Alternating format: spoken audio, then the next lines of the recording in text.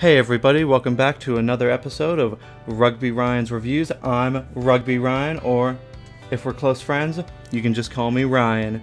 But I'm here to talk about another movie. So today I decided to watch a movie, not as much just for something because a lot of people, they will review movies that are super popular or things that are really big right now, but I wanted to do something more along the lines of something that I haven't seen people talking about.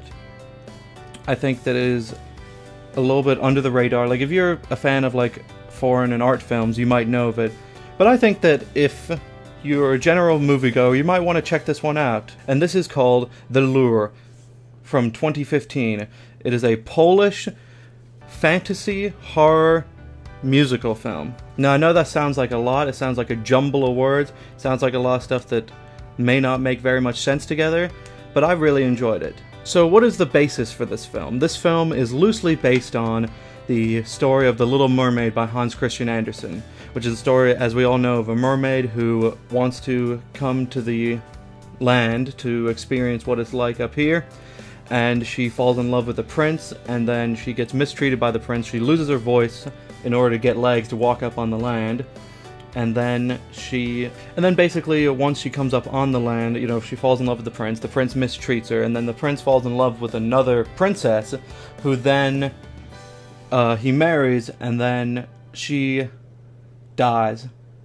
Spoiler alert, she dies in the original book because it's just part of the rules, I guess. Another basis for this film, it is loosely inspired by the symbol of the city of Warsaw, Poland, which is a mermaid with a sword. The Mermaid of Warsaw. Which, I didn't know about that until I read a little thing inside the DVD case all about the film. So I thought that was a really cool, interesting little fact. So what is this film about? This film is about two mermaid sisters who come upon the shore in 1980s Poland, and they are presumably from America, because I think there's a scene where they mention something about them being from America, so yeah. So they decide to join this band, because mermaids are known for the singing, because the siren songs, that they lure men to their deaths. So they come onto land and they join a band, an 80s synth pop rock type band, and there's a lot of really interesting scenes throughout the movie with that, a lot of great musical scenes. And then one of them is named Silver and one is named Golden, and Silver falls in love with the bassist for the band, Miotek. I'm not good with Polish names. And she falls in love with him, but he only sees her as a fish, not as a human. And while he does have feelings for her, he cannot love her the same way she loves him. And she eventually she gets an operation to get her tail cut off and replaced with human legs, and hoping that would make him accept her. And then they try to have sex, and she starts bleeding from her surgery scars, and he's just still disgusted by her, and he can't see her as anything other than a monster. She's fallen in love with him, and then he goes on and marries a human girl, and Golden does not like this, because basically she becomes friends and kind of dates this other fish creature named Triton, who is in a metal band locally.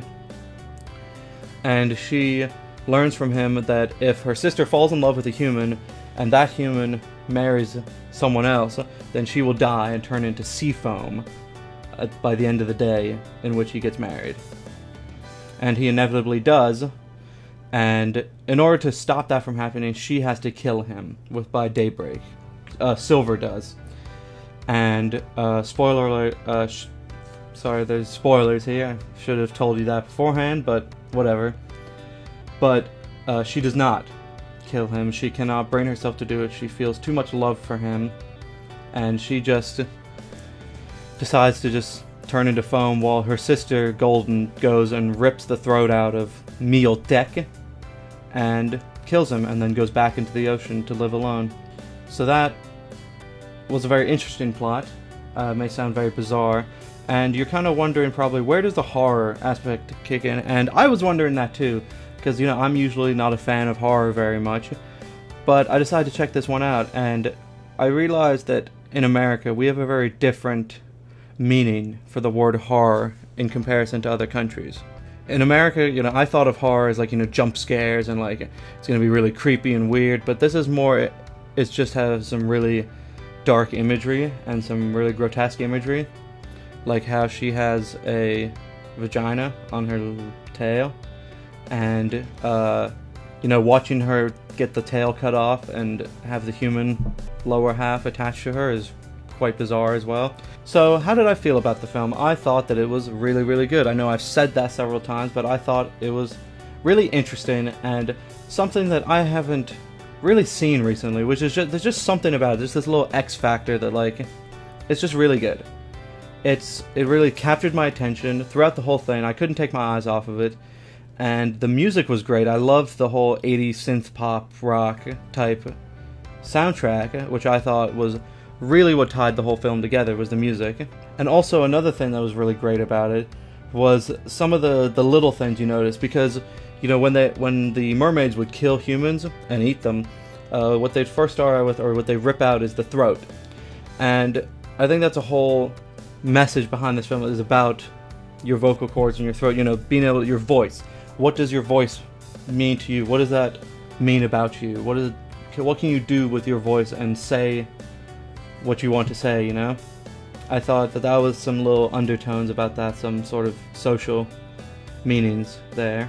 There was just, I loved how, so one thing I really hate usually in films is if a character, like a monster type character, has like teeth, but you can obviously tell that they're prosthetic teeth because they stick out so far, but these ones looked really good. I thought that looked really cool. I thought a lot of the special effects, especially considering this is like a Polish film, which I don't know how big the budget was, but I'd assume it was relatively high, or they just had some really talented artists who were able to make some great stuff. It looked really awesome. I was thoroughly engaged the whole time. I had a lot of fun. So actually today I don't really have any digressions or tangents to go on. I just decided to talk about this movie and say how much I enjoyed it, and I'm gonna give this a 4.5 out of 5. Thank you very much for watching, everyone. Can't wait to make another episode. Make sure to check down in the description for the site I use to make my music, or not make my music, but the royalty-free site I get my music from. The letterbox of mine, all my friends' letterbox, and their Facebook profiles, like for the artist who does my thumbnail, a good old buddy Avant-Garde Criminal from Russia. So thank you very much for watching, guys. This has been Rugby Ryan from Rugby Ryan's Reviews, and I will see you guys next time.